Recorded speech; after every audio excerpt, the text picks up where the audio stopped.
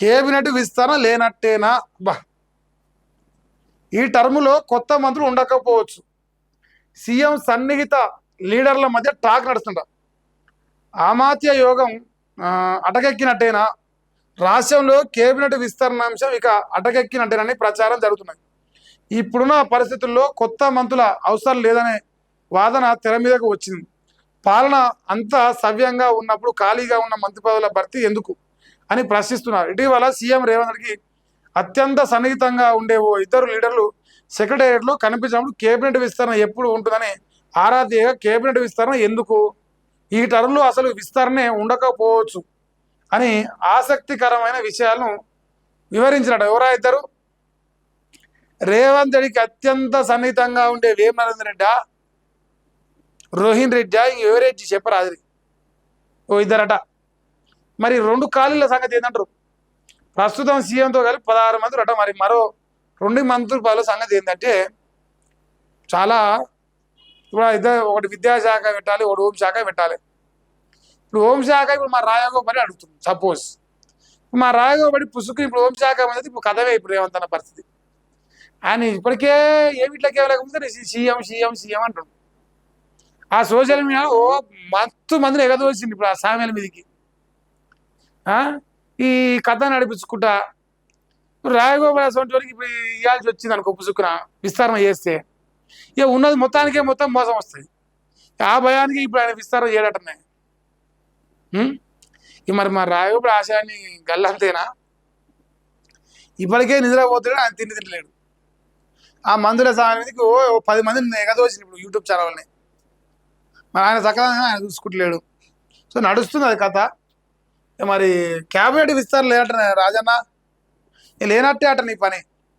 నేనంటలేనే, రేవంత్ అన్న అత్యంత సన్నిహితులు అంటట ఓ ఇద్దరు కాంగ్రెస్ లీడర్లే.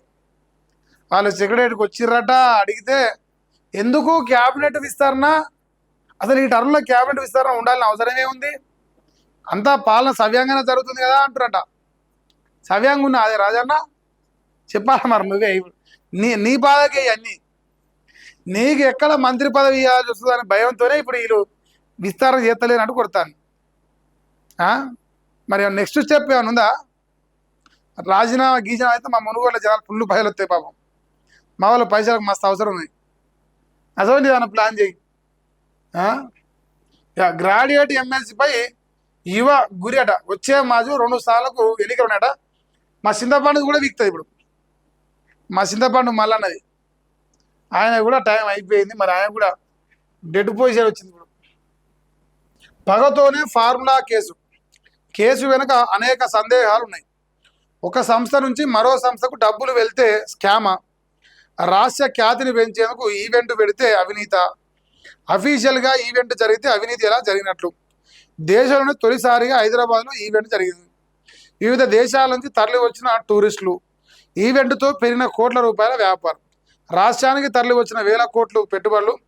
ఇంత జరిగితే మరి అవినీతి ఎలా? రాజకీయ కక్షతోనే కేసు నడుస్తుందా?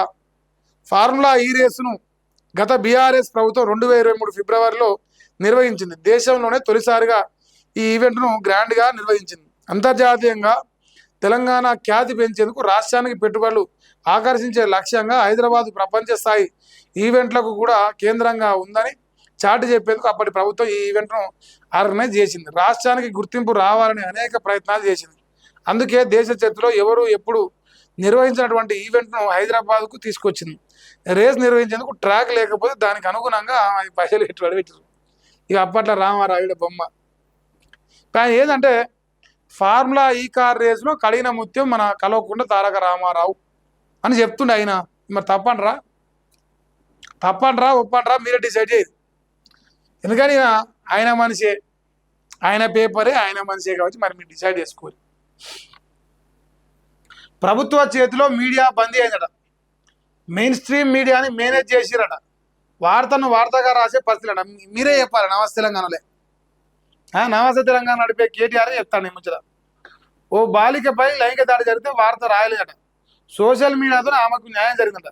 సోషల్ మీడియా లేకపోతే ప్రభుత్వానికి చలనం లేదట. హేట్ స్పీచ్ బిల్ అనేది ప్రభుత్వంలో ఉన్న వారితో మొదలవ్వాలట.